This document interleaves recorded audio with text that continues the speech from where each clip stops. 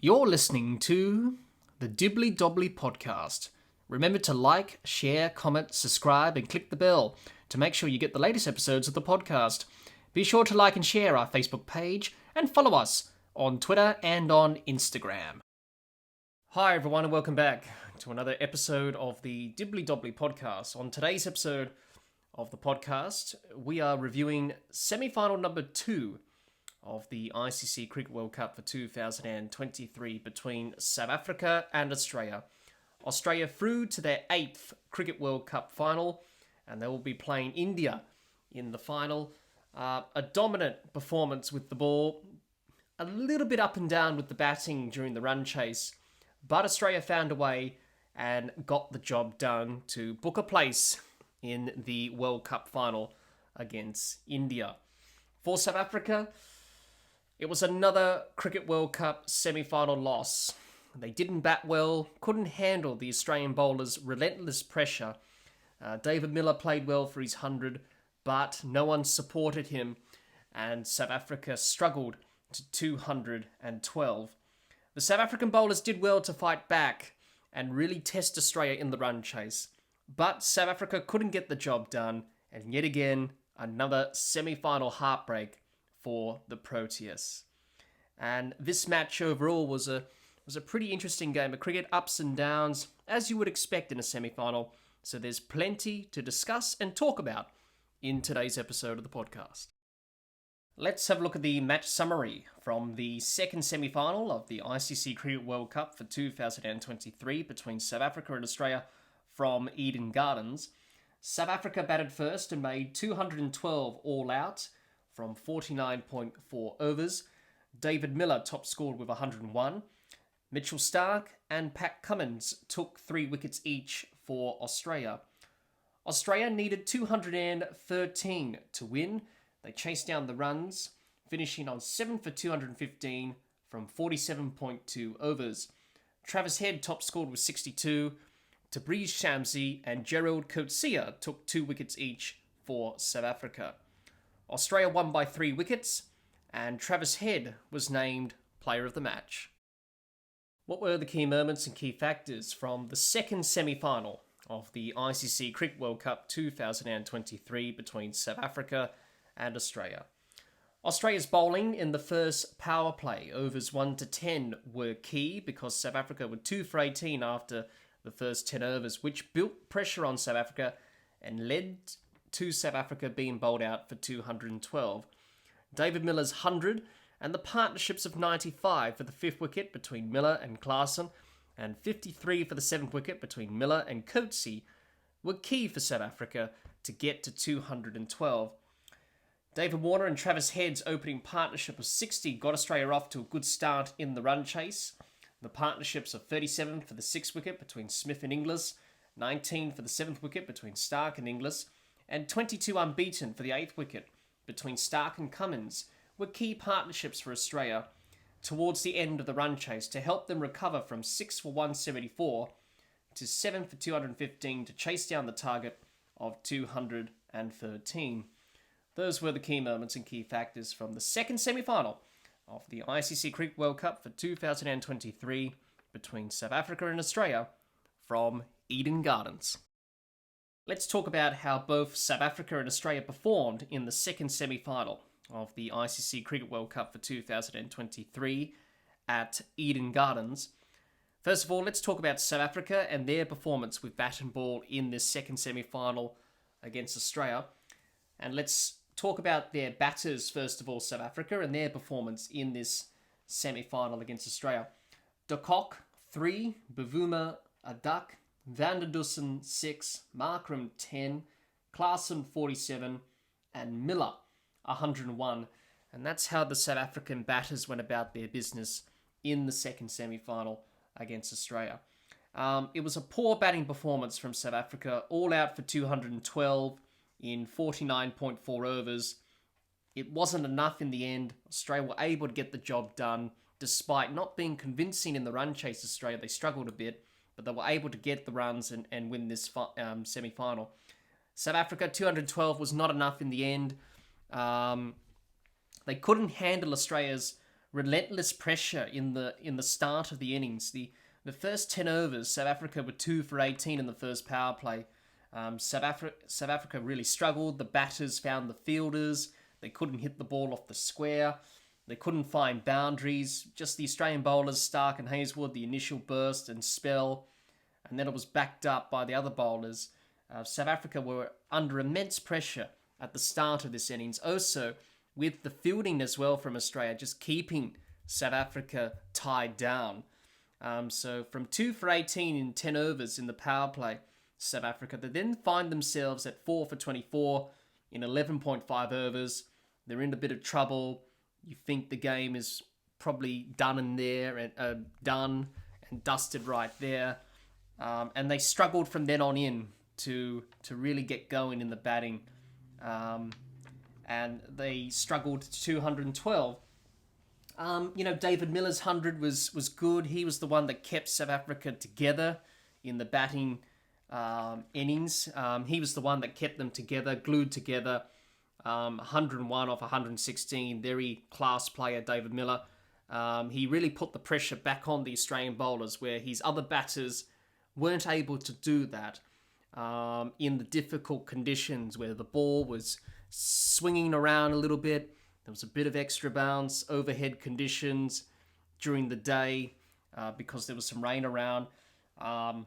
He was able to get through that and really put pressure back on the Australian bowlers, whereas the other batters couldn't do that.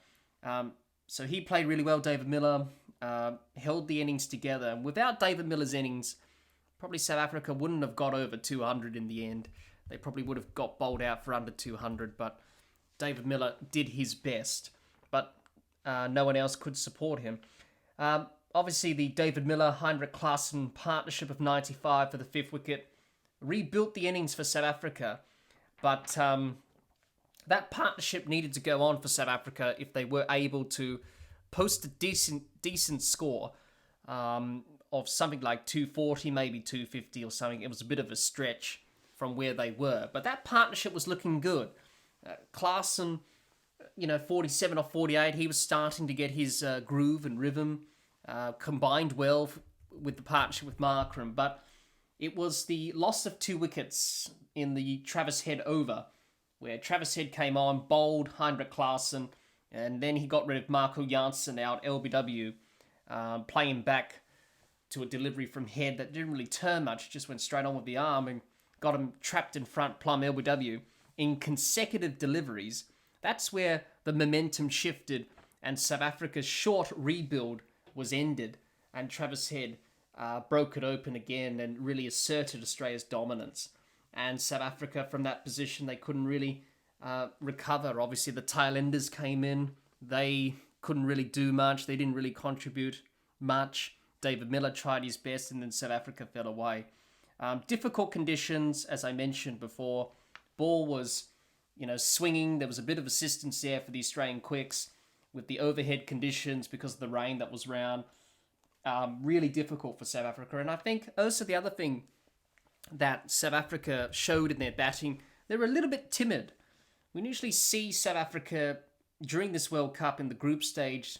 They were positive, looking to score, being aggressive when they've been batting first in this tournament. But obviously that's in the group stage. This is the semi-final, different sort of pressure. And they sort of crumbled.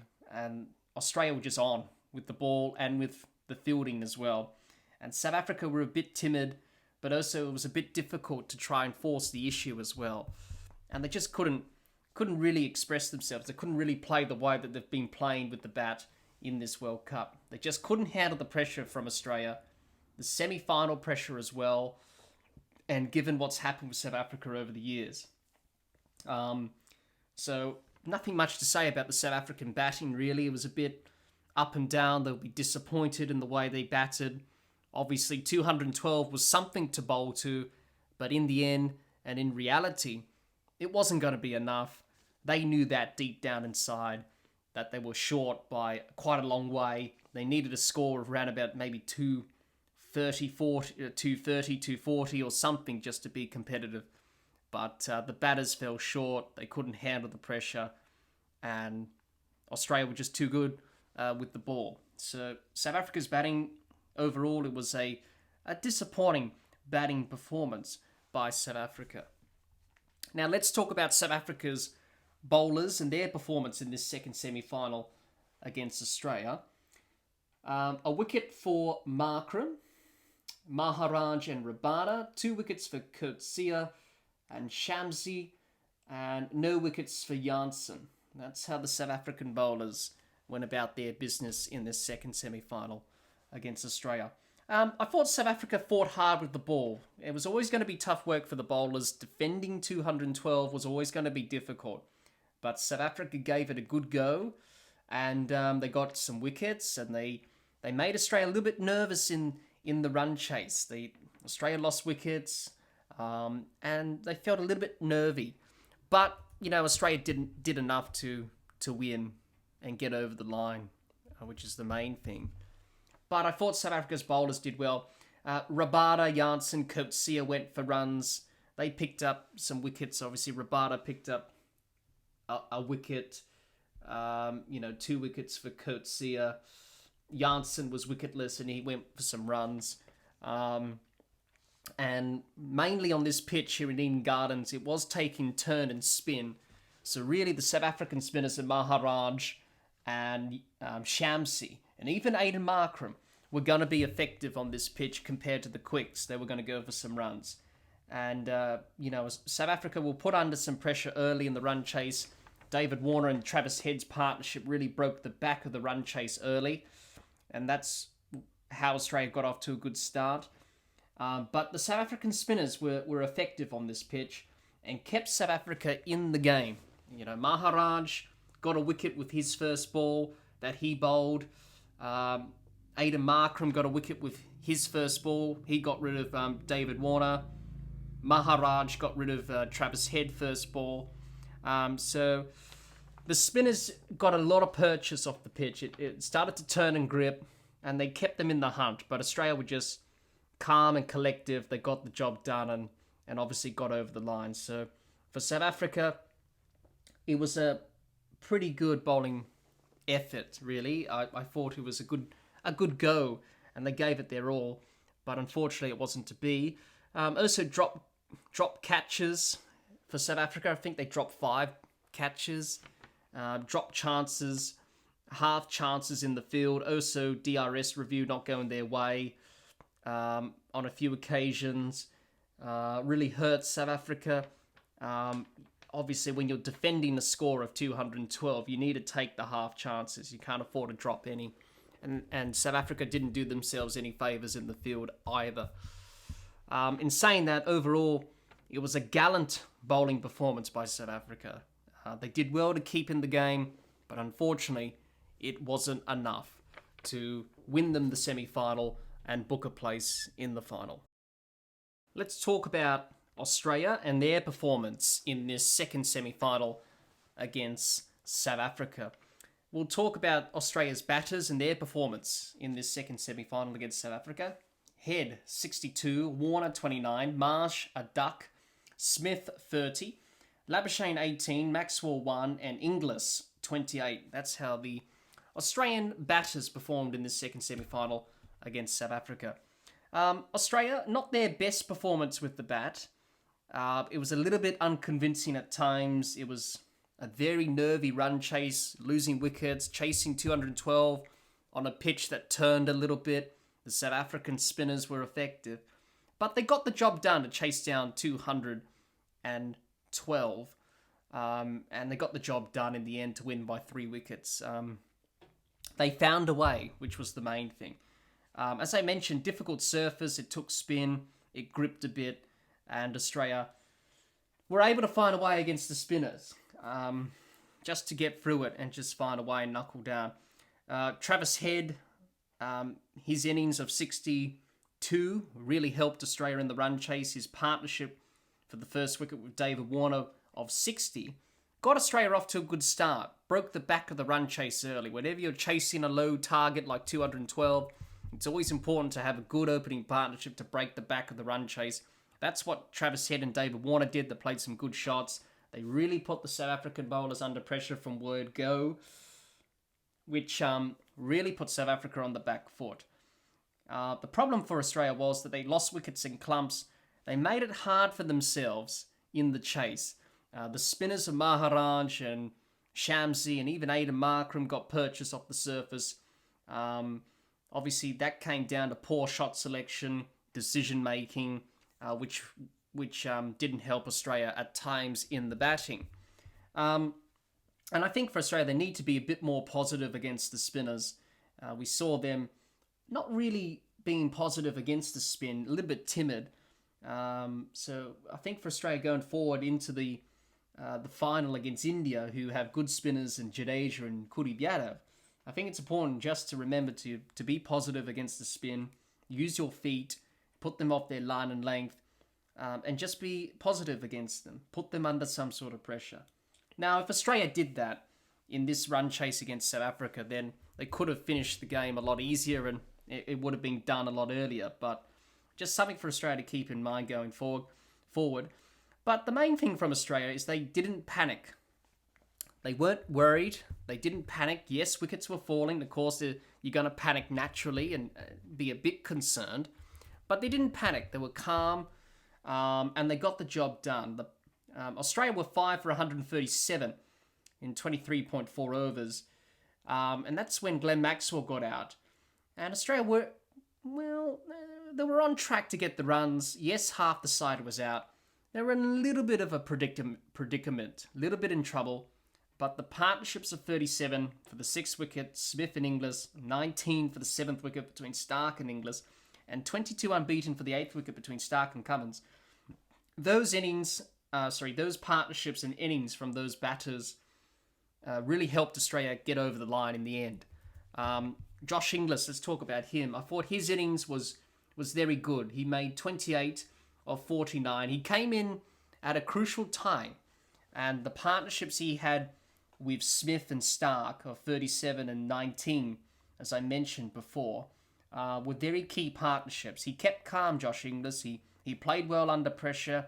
He needed to bat well just to get Australia going back in the run chase, get the momentum back, and he did that well. He played some good shots, hit some boundaries, and I thought his innings was very key for Australia in terms of them chasing down the runs.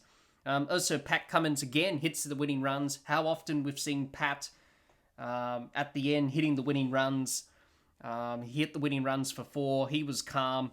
He wasn't worried and helped Australia qualify for the final against India. So Australia's batting, it wasn't the most convincing performance. There's still a lot of work to do, obviously.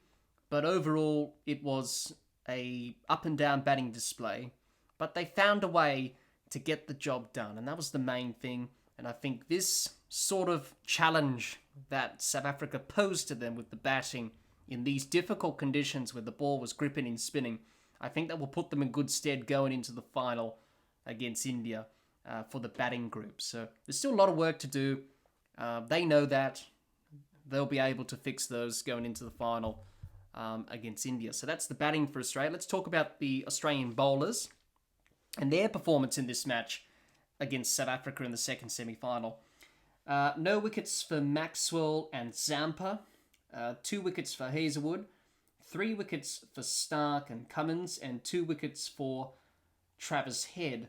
And that's how the Australian bowlers performed in this second semi-final against South Africa. Australia's bowling in this game against South Africa was pretty good. It's probably one of their best bowling performances of this World Cup. To bowl South Africa out for 212 was a brilliant effort. It reflected the good bowling that they did in this match. It all started with Stark and Hazelwood. The opening spell was outstanding. They used the conditions well. It was overcast. The ball was doing a bit off the surface.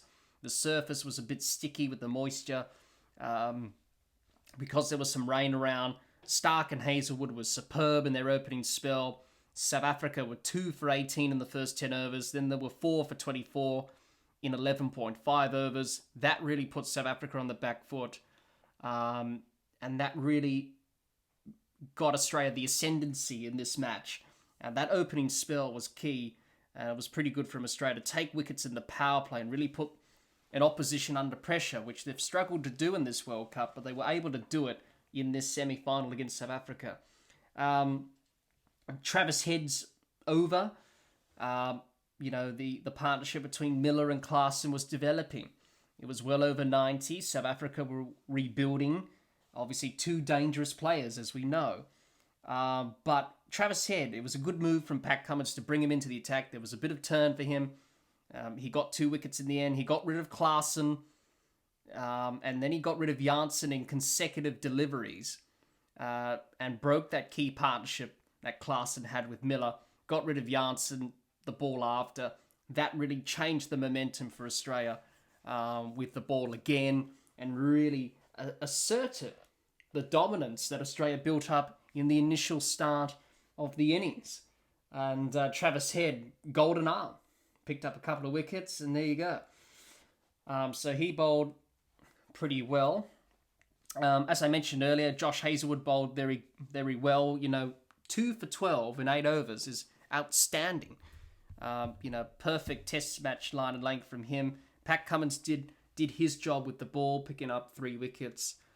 Glenn Maxwell was tidy in his overs. He didn't pick up a wicket, but he was economical. Adam Zampa had a bit of an off day, but you have that as a bowler. But apart from that, the Australian bowlers were pretty good. Also, the fielding was outstanding by Australia as well. The fielding was top-notch. It was exceptional. That really made the difference. It really set the tone for Australia in this final. The bowling was good, but if you have good bowling, you've got to back it up in the field, and that's what Australia did. They were on in the field. Labuschagne, Warner, for example, was saving runs and diving, and the other Australian fielders were good as well. So that really set the tone for Australia. You could argue that Australia probably let South Africa a little bit off the leash a little bit. You could have said they maybe leaked a few too many runs to South Africa. 212's obviously a low score, but given how the surface played, maybe it was a little bit too much, but we can be nitpicky there.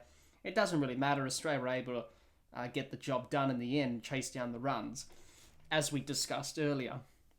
So to finish off about Australia's bowling, probably one of their best bowling displays of this World Cup. And everyone did their role, everyone contributed, and that's why Australia were able to bowl the way they did to South Africa and go on and win this semi-final, because that really put South Africa under pressure on the back foot, and Australia pretty much asserted their dominance from then on in. My final thoughts from this second semi-final between South Africa and Australia. Australia just too good in the end. Dominated with the ball, not convincing with the bat, but they found a way to get the job done. They just know how to win from difficult situations, and Australia too strong in the end for South Africa. For South Africa, another Cricket World Cup semi-final defeat, but they gave it a good fight. They didn't choke, but others will mention that word, choking, given South Africa's history in World Cups and semi-finals. But I think South Africa should be proud of their efforts in this Cricket World Cup. They've played some outstanding cricket, some brilliant performances with bat and ball. They played really well as a team and as a unit. And they should be proud of their efforts in this semi-final. They fought until the end. Yes, Australia came out on top, and South Africa just not quite getting the job done. But as I said, they should be proud of their efforts in this World Cup. Australia just too good, through to yet another Cricket World Cup final against India. For South Africa, they fell short in the end, but one day they could potentially win the World Cup. And hopefully they do, because obviously people will keep talking about the choking tag and say that South Africa aren't good enough. They are capable. They have some good players. They got some good players and a talented team. Hopefully one day they could win the World Cup. Thanks everyone for listening to today's episode of the podcast. Stay tuned for more ICC Cricket World Cup 2023 episodes and live streams on the Dibbly Dobbly Podcast. If you're watching or listening to this episode of the podcast on our YouTube channel, let us know your thoughts on this second semi-final between South Africa and Australia in the comments. We would love to hear what you have to say. Thanks for listening, and until next time, keep safe and bye for now.